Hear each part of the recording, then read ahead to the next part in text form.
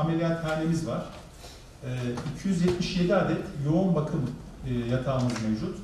30 adet diyaliz ki toplam yatak sayısına dahil değil. İyotlu tedavi, tutuklu birimi, kemoterapi bölümlerimiz ayrıca mevcut. Unutulabilir, yanlış yapılabilir, eksik yapılabilir.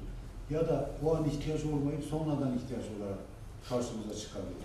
Bu gözlerle bir bakmakta fayda var. Gelirsiniz makamda bakarız. Sadece çalışanların ihtiyacına cevap verebilecek bir otopark kapasitesi.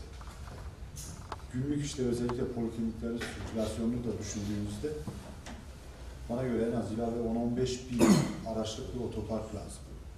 Doğalgaz ihtiyacına yönelik 1320 metrelik hattın çekildiği, 1270 metrelik hattın yapımının ise 2019 yılı yatırım programlarının kapsamında olduğu bu hattın yapımı için tamamlanması gereken 2 yolda halihazırda ilgili belediyelerimizin çalışmalarına devam ettiği ve tespit edilmiş idi.